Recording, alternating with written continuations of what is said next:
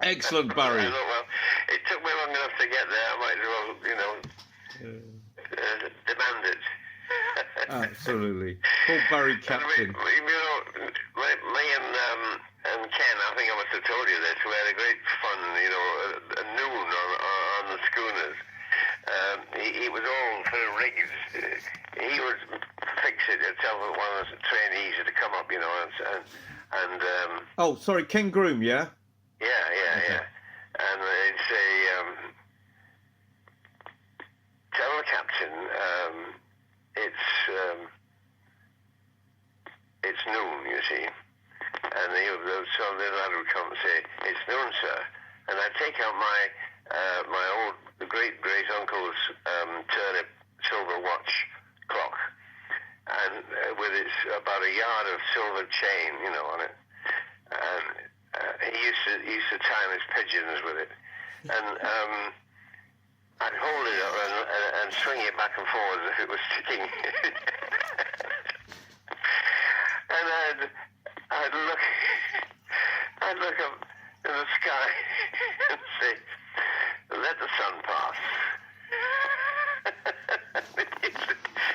Ring the bell. Yeah. So it rang noon on the ship's bell. It was like kidology. It was like an opera, It was quite a laugh, really. We did it on purpose. They would all go down and have a beer. Oh, yeah. Yeah. Yes, so that's good. It was, well, when in Blue Funnel, noon was like sacred, everybody went on the bridge and took a noon sight, you see. Oh, yes, sighting at noon. A noon observation. Of white uniforms and gold braids and so on. Yes, a noon observation. And they'd all take a sight, and then the captain would say, now then, what do you get? And they would all say what we got, and he was supposed to take a mean, of what we got, but he always took his number anyway. That was latitude, Okay, so where is your most favourite place from memory you took a noon observation, Barry? Captain. Where's what? My favourite place for a noon observation.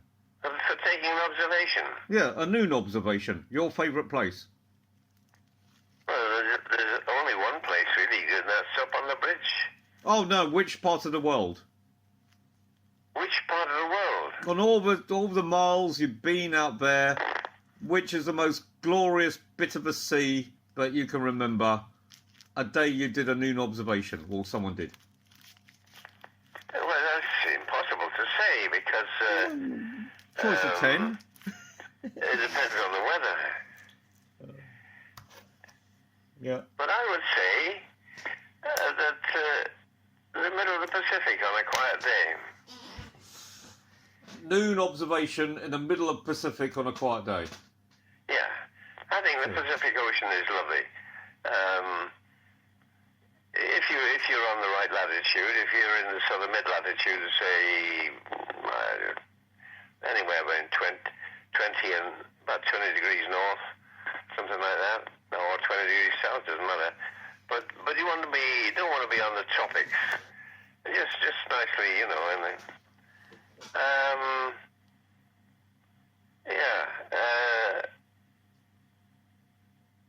and you don't want the sun to be overhead, really. You want to be, it's awkward, that. But if you were, if it was, say, the sun was on crossing the equator, so the equinoctial sort of thing, and you say 20 north, 20, 30 degrees north, that would be lovely, No. And it was a nice day, clear, calm sea, perfect.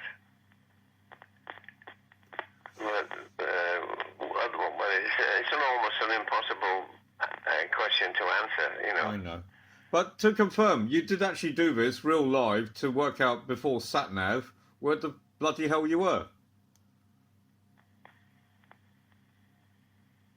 How? No. This was done live in the day because there was no sat-nav. Oh, yeah. I mean, yes, the sat-nav is not foolproof. I mean, when I was up in northwest Australia on the Lewin, I mean, P. Parker King was a great guy, and he'd surveyed all those places, and he'd done a grand job. But the charts up there, you couldn't trust the positions. I mean, the GPS is the GPS, and we know much more about things now, and the GPS may be quite correct. But that doesn't help you because my GPS position put me on the land. Oh, funny. When I was obviously afloat. Oh, funny.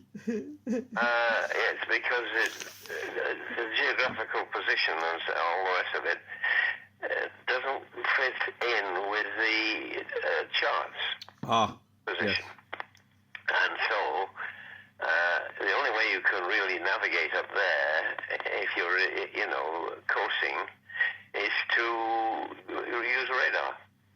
You know, if the radar distance off a piece of land or rock or a reef or whatever is so much, and the radar distance off another piece of rock or land is something else, you put the two on the chart, you know, with a pair of compasses, and where they cross is where you are, and hopefully it's where there's water, and so you can continue, you know. But if you do the GPS, you find you're not. You're actually, 2 miles inland, and that's no good because you're not. You see what I mean? Yeah, but so we put the GPSs away, and we just use the radar. Yeah. Best thing. But or take cross bearings. Yeah. From the ends of land or whatever, because the mountains are not deadly accurate, and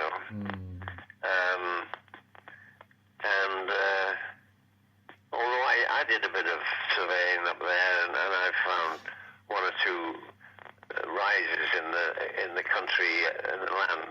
I pinpointed it by taking bearings as I knew where we were from radar and distances off the land, and then at the same time taking bearings of the mountain, which I assumed, as near as the top as I could check. And then later on, as we went past it, you took more bearings, and eventually you crossed them all. Yeah. And you plotted the mountain top.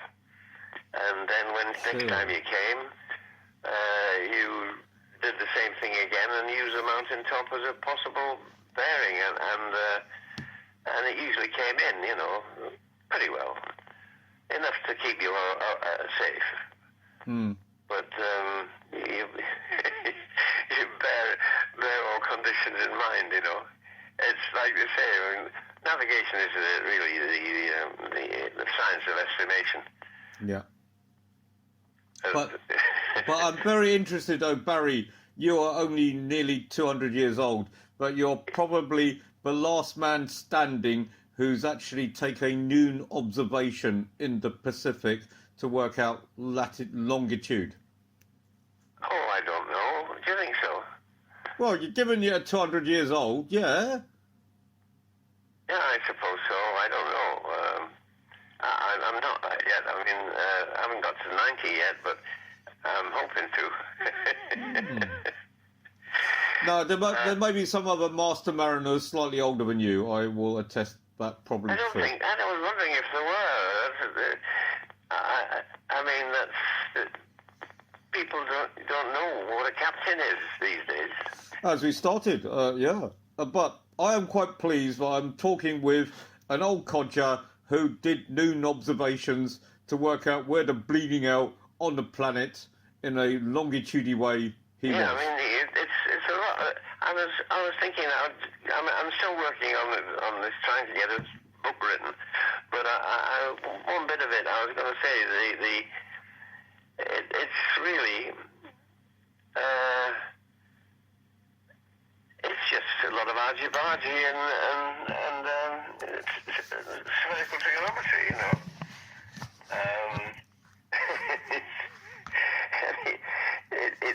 It's not deadly accurate, but it's good enough, you know, for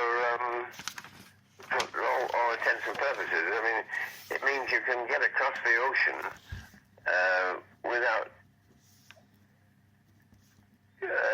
running onto a reef if you know the reef is there,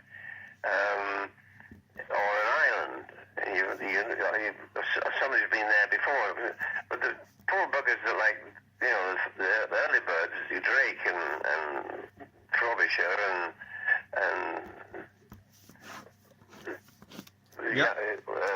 Vasco da Gama and all of that. Yeah. They didn't know what anything was, you know. They were going flying blind. I think they were marvelous because at least Armstrong and all the others going to the moon, they knew the moon was there, you know, and they knew that there was a lot of bits and pieces in between, but hopefully they wouldn't hit one. But they had it pretty well worked out. Where, I mean, poor brothers like, what's his name? James Cook. James T. Cook. The fellow he found America, you know. Yeah, Magellan or Columbus. Yeah. Columbus, yes, Columbus. Yeah. Yeah. People say, why ever did he do it? You know. Anyway, they knew vaguely something was there because the word got round. I mean, the Vikings had been across there. Oh yes. And they knew there was something there, but they thought it might be India, you know. Yeah. The Indies. So they set off. It is pretty brave to set off into the Atlantic and not know where. I mean, a lot of them believe they're going to fall off the edge. Absolutely. When they got a couple of hundred miles away, and it was all they'd topple off the. Yes, off the edge of the world. People believed it was flat world, and if you said it wasn't flat and it was round, they'd burn you at the stake, you know. Oh, I agree.